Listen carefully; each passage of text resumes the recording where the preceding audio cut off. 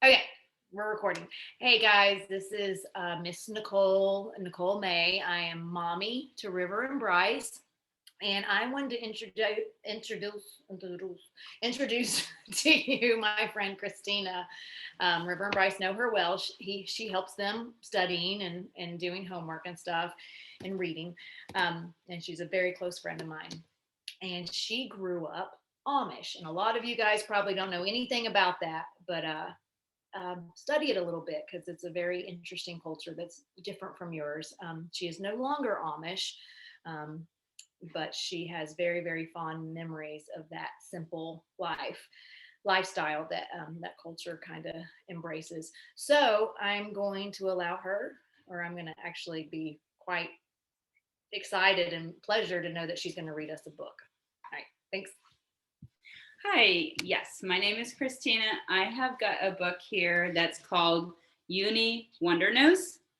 And yes, he's riding a horse. We used to ride and drive our horses. That's how we would go to church or to a store. Anyway, Yonie is short for Jonathan in German. And Wondernose is, if it's translated, it would mean curious and nosy. So he was a little curious boy. So here's the first page of little Yonie. Yonie was a little Pennsylvania Dutch boy. That means Amish. He was 7. He lived with mom and pop, Melinda, Lydia, and little Nancy on a farm in Lancaster County. His brother Ammon was grown up and had been away for a long time. Granny lived on the farm too. She lived in her own part of the house, but most of the time she was in the kitchen helping mom and Melinda. Yonie's real name was Jonathan, but everyone called him Yonie. Pop called him Yonie Wondernose because he was so curious. He wanted to know about everything. This is the next page. If Pop brought a package into the house, he must see what was in it. If the bishop came to talk to Pop, he must listen. If Mom had a pot boiling on the stove, he must lift the lid to see what was cooking. Sometimes the steam burned his nose, but it didn't keep him from looking the next time. If Melinda was baking a cake, Yonie was sure to open the oven door to see what kind it was. A wonder nose you are for sure, she would scold. Look now how it falls so fast. When Yonie and Lydia were on their way to school, he stopped so many times that they were often late. He hung over the fence to watch the men filling the wagons with stones from the stone crusher. He stood watching while a man changed a tire on a car or while Nathan Straub seeded the bean field. We'll be late, wailed Lydia. Come now. But she stood to watch too. Here's the picture of little Yonie getting a haircut. And here he's at the door. Yonie's jacket was fastened with hooks and eyes instead of buttons. Pop didn't have buttons on his suit either. That is because he was an Amish man, and the Amish people never use buttons unless they are necessary. That depends on where you live. Yonie wore a broad hat, just like Papa's hat too, a straw one in the summer and a black felt one in winter. And Mom cut Yonie's hair around a bowl, just like she cut Pop's. See, that's how she's cutting his hair. She put a bowl on top. Now, my mom never put a bowl on top of my dad or my brother's head, but I think some people did. But Pop wore a beard such as all Amish men wear. This afternoon, Pop and Mom were going visiting. They were taking Melinda and Lydia with them in the Germantown wagon, and they would stay overnight. Granny, Yonie, and Nancy stood in the doorway to see them off. There they are, seeing them off. Goodbye, said Pop. Don't be a wonder nose now and forget what you were doing. No, Pop, I won't, Yonie answered. Remember, you are the man of the house now, said Mom. Yeah, I will, Yonie nodded and stood straighter. Take good care of the barn creatures, called Pop again. Feed and water them well. Don't forget, if anything happens, be sure to look after the horses first. They get scared so fast. Next, look after Dunder, which in German means thunder, the red bull. He cost a lot of money, so take good care of him. Don't forget, we see now if you are a man. Then he winked, and Yonie knew what he meant. Pop had promised him something when he was old enough to be trusted like a man, but no one, not even Mom, knew about that promise. It was a secret between Pop and Yonie. I won't forget, he called back. As the wagon drove off, he thought, now Pop thinks I'll be a Wondernose, but I'll show him.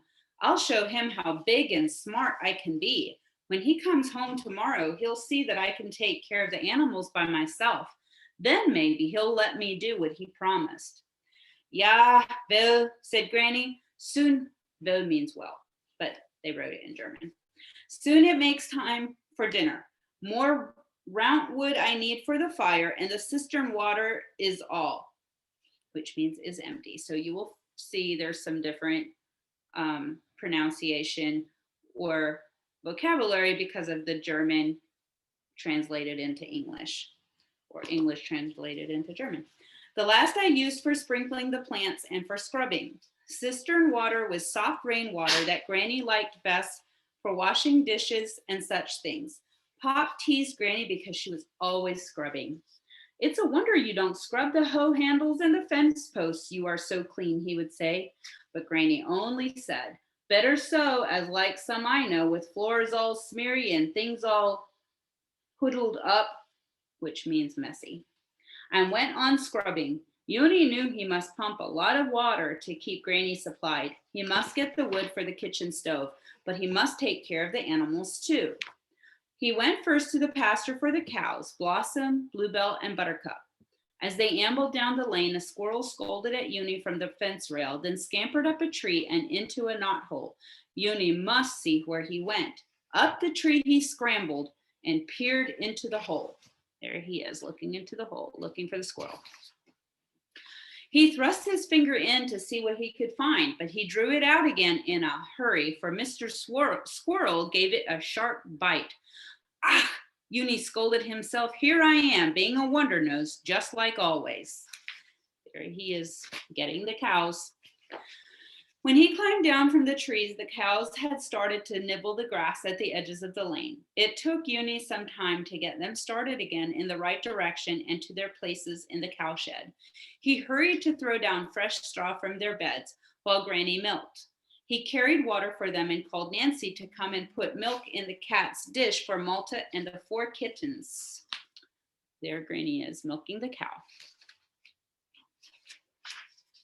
He took the horses to the trough for water. He patted Star's broad back and thought of what Pop had promised. Then he went to look after Dunder. Again, means thunder. Dunder was kept in a pen and shed of his own on the far side of the barn. Yonie had helped Pop, but he had never taken care of Dunder by himself, as Ammon always had. He knew he must speak quietly to the great beast. He knew how to use the staff that Pop kept handy too, and how to attach it to the ring in the bull's nose. So he felt safe, even though Dunder was so big and fierce. The summer was really over. The hay was in the barn and the harvest gathered, but it had turned very warm again. Yonie's shirt was damp from the heat, and his yellow hair clung to his forehead. He wished he could stop work and go wading in the creek. The little Conestoga ran through the meadow, and Yonie knew how cool it would be in the shade of the willow tree on its bank. He dropped the bucket he was carrying and started toward the creek. Then he remembered his promise to Pop and Pop's promise to him. He picked up the bucket and went to pump more water for the rest of the animals and the chickens. Ah, well, he told himself, I can douse good once when I get the chores done.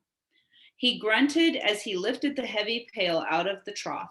The water spilled a little onto his bare feet. It felt good and made clean patterns where it washed off the dust. He carried the bucket as full as he could. The chicken pans had to be filled. The calves needed a drink. The pigs had to be fed. And there was still the water to carry in for Granny. There he is, carrying the buckets of water. Well, we've run out of time, but we hope that we can finish the book with you guys later another time. And if not, maybe Miss Bickley can get this book, or I can loan it to her and she can finish it for you guys, because it's a great story and we would love for you to learn more about the Amish. So maybe when COVID goes bye-bye and we can sit down with you guys can ask Christina some questions. Anyway, thank you so much for letting us do this. Bye. Love you guys. Now I got to figure out how to end it. Okay. And pause.